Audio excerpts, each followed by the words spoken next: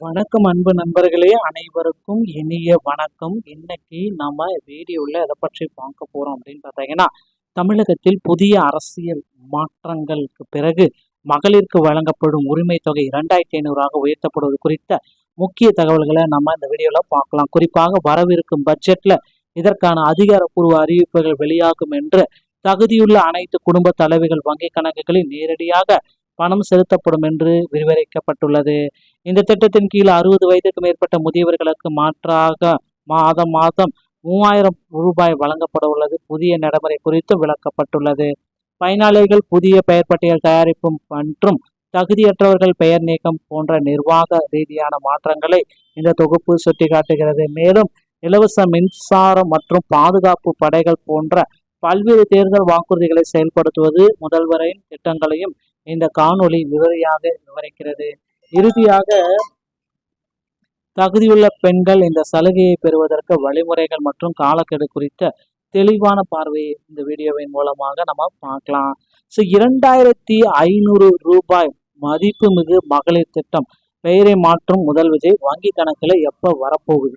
இதுதான் எல்லாருமே எதிர்பார்க்கிறாங்க. 2500 ரூபாய் எப்ப வங்கி கணக்குல வரவு வைக்க போறாங்க? முதலமைச்சர் விஜய் தலைமையில தாவேக அரசு தேர்தல் வாக்குறுதியில் கூறிய விஷயங்களை அமல்படுத்துவதற்கு மும்முரம் காட்டி வருகிறதுங்க. தாவேக அரசு தேர்தல் வாக்குறுதிகளை என்ன குறிப்பிட்டாங்களோ அதை உடனடியா செயல்படுத்துறதுக்கு மும்முரமா காட்டிட்டு வராங்க. குறிப்பாக கடந்த ஆட்சியில் பெரும் வரவேற்பை பெற்ற பெண்களுக்கு மாதந்தோறும் 1000 வழங்கும் மகளிர் உரிமை தொகை திட்டத்தை 2500 விரிவுபடுத்த திட்டமிடப்பட்டுள்ளது. ஆனால் ஏற்கனவே மாநில அரசு மீதான சுமார் 10 லட்சம் கோடி கடன் சுமையை காரணமாக தங்கள் வாக்குறுதியை செயல்படுத்த முதலமைச்சர் விஜய் அவகாசம் கேட்டுள்ளார்.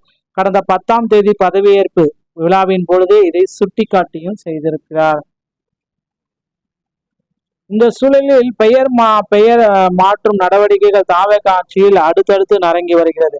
நான் முதல்வன் திட்டம் பாத்தீங்க அப்படின்னா திறன் மேம்பாட்டு திட்டம் அப்படின்றத மாத்திருக்காங்க. மகளிர் விடியல் பயணத்தை மகளிர் பயணம், முதல்வரின் படிப்பகம் அப்படின்றத படிப்பகமா மாற்றிருக்காங்க பெயர் மாற்றங்கள்.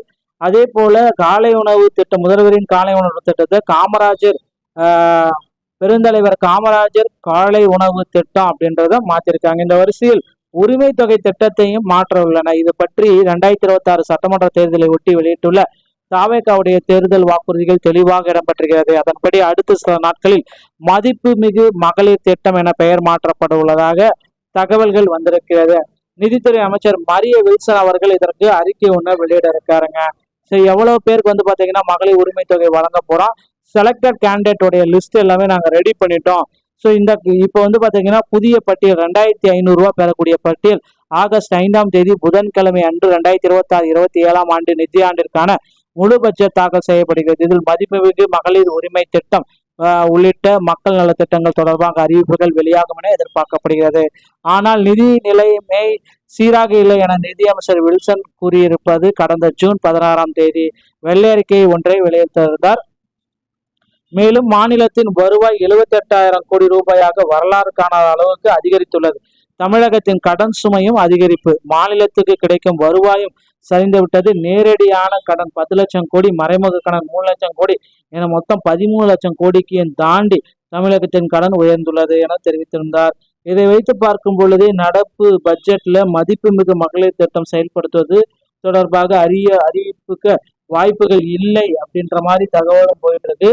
எது எப்படியோ இந்த 2500 திட்டத்தை விரைவில் மகளிருக்காகவே முதல்வர் விஜய் அவர்கள் ஒதுக்குவாரு அப்படின்றத நம்ம நிச்சயமா எதிர்பார்க்கலாம். ஏன்னா இது தேர்தலுக்கு அவர் வெற்றி பெறதுக்கு இது ஒரு மிகப்பெரிய ஆயுதமா இருந்ததுனால இந்த 2500 திட்டத்தை விரைவில் கொண்டு வருவாரு. இந்த சூழலில் மாதந்தோறும் 2500 ரூபாய் என உயர்த்தினால் 39,300 கோடி ரூபாய் நிதி ஒதுக்கீடு செய்ய வேண்டும். இது மாநில அரசின் நிதி சுமையை 3 மடங்கு அதிகரிக்கும் அப்படின்றதுனால கண்டிப்பா இதை மாற்ற கருத்து ஏதாவது ஒண்ணு பண்ணுவாங்க. கண்டிப்பா இந்த 2500 கொடுக்க போறாங்க. ஆனா கொஞ்சம் காலதாமதம் ஏற்படும். ஓகேங்களா?